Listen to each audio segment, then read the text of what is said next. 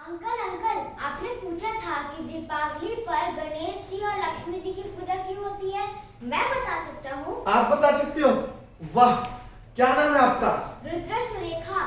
रुद्र सुरेखा। तो मुझे ये बताइए कि मैंने आपको कब पूछा? अंकल, मैं आपकी सारी वीडियोस देखता हूँ और आपने एक वीडियो के अंदर पूछा था और थैंक यू कि मेरे रिप्लाई से आपने मेरे को अपनी वीडियो के अंदर ऐड किया। क्या मैं आपको बताऊँ? पहले आप मुझे ये बताइए कि हम दीपावली क्यों मनाते हैं? 14 ईयर बाद राम जी वापस अयोध्या आए थे, इसलिए हम दीपावली मनाते हैं। 14 इयर्स बाद राम जी वापस अयोध्या आए थे, इसलिए हम दीपावली मनाते हैं। चलो मैं आपको डिटेल में बताता हूँ क्योंकि ये हमारा मेन फेस्टिवल है। हाँ, बहुत अच्छा होगा। तो दशरथ नंदन राम, राजा राम, आराध्य राम और भगवान राम, तो यह हमें समझना चाहिए, अपने जीवन में अनुसरण करना चाहिए। इसीलिए त्रेता युग से लेकर के आज तक हम दीपावली मना रहे हैं। कैसा व्यक्तित्व था कि जब रात को सोए तो पता है कि मेरा राज्याभिषेक होने वाला है और पता चलता है सुबह उठ करके कि वनवास होगा। कोई तर्क नहीं किया, कोई बहस नहीं, बस पिता का वचन रखने के लिए सहज स्वीकार किया। अब आप ये बताओ कि यदि मना कर देते तो कोई कुछ कर लेता क्या? नहीं, कोई कुछ नहीं कर सकता था। अच्छा ये बताओ कि यदि ना कर देते, नहीं जाते, तो आज हम उन्हें याद कर रहे होते? May not be. May not be ना। अच्छा, राजा राम पिता का वचन रखने के लिए वनवास चले गए, इसीलिए प्रजा ने उन्हें आराध्य राम बना लिया। क्योंकि जो व्यक्ति अपने पिता का वचन न रख सके वो हमारे मतलब प्रजा सोच रही है कि हमारे लिए क्या करेगा। और राम जी का एक निर्णय जिससे उन्हें दशरथ नंदन राम से राजा राम बनाया। अब जब वनवास गए तो राजा वाला एस्पेक्ट पीछे छोड़ गए, यह एक वनवासी के रूप में गए और उनके जितने भी निर्णय थे, मीन्स डिसीजन थे, उनके कर्म थे, उनका लोगों के साथ में जो व्यवहार था ना, इसके चलते लोग जो उनसे मिलते रहे उन्हें अपना आराध्य मानते गए। जैसे सुग्रीव का साथ लिया, न कि बाली का साथ लिया, क्योंकि बाली ने रावण को तो हराया था, मगर जो महिला का अपमान करेगा उसका विनाश निश्चित है। बाली का वध करके भगवान ने समाज को ये संदेश दिया। इसके साथ क्या कि वानर भालू से मित्रता की, समुद्र पर सेतु बंधन किया, और क्या किया, जिस लंका में प्रवेश करने के लिए कोई सोच नहीं सकता था, ऐसी लंका में जाकर के रावण का वध किया और उसे वापस लेकर के आए। इस पूरे 14 वर्षों के वनवास काल में भगवान ने जो किया उससे हम मैनेजमेंट का बहुत बड़ा पार्ट सीख सकते हैं। उससे हम किसको क्या कार्य देना। भगवान के पास कुछ भी नहीं था जब वो मां सीता का अपहरण हुआ, फिर भी उन्होंने सेना तैयार की। तो उनका जो आचरण था, उनका जो भाइयों के प्रति स्नेह था, तो ये हमें अपने जीवन में अपनाना चाहिए।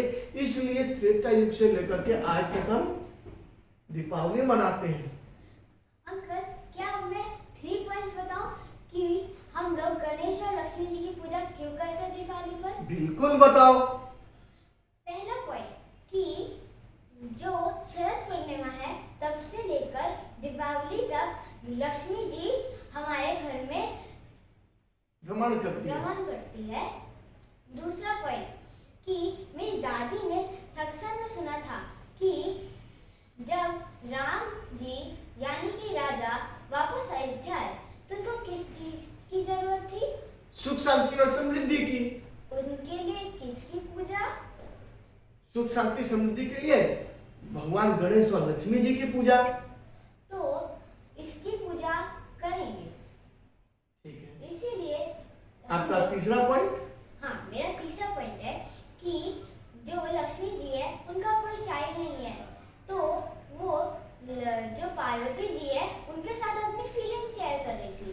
तो लक्ष्मी जी को पार्वती जी ने बोला कि जो गणेश जी है वो मैं तुम्हारे को देती हूँ क्योंकि मेरे पास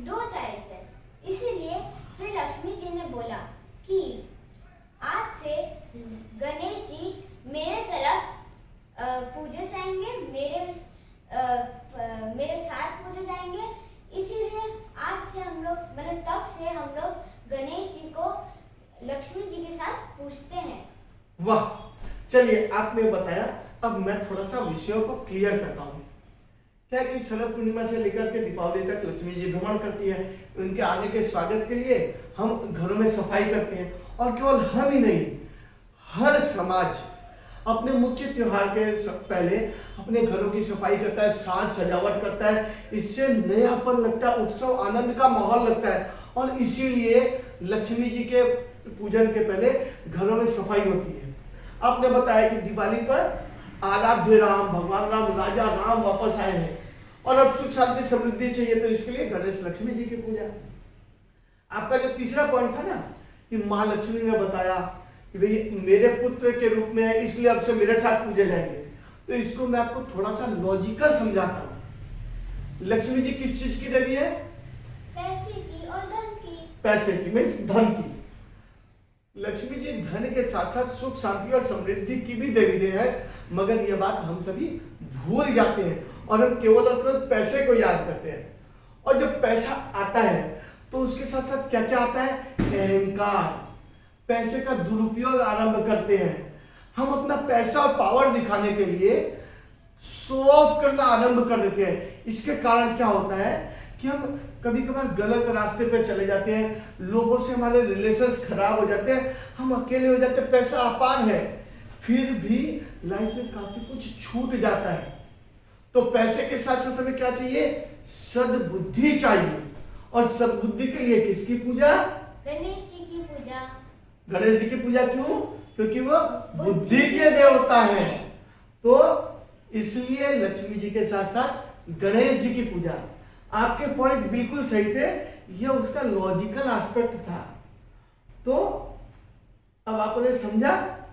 अंकल बहुत मजा आ गया, पर मेरे जैसे छोटे छोटे बच्चों का क्या? उनको कौन बताएगा? उनको ये वीडियो देखने वाले जो है ना, ये सब बताने वाले हैं। पता है कैसे? कैसे?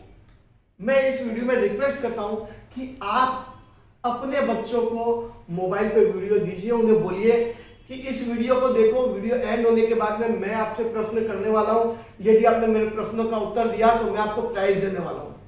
प्राइज आप दे रहे हैं, अपने बच्चों को दे रहे हैं, उसके साथ साथ आप उन्हें संस्कार भी दे रहे हैं। तो समझ आया? What a good idea, uncle. वाह!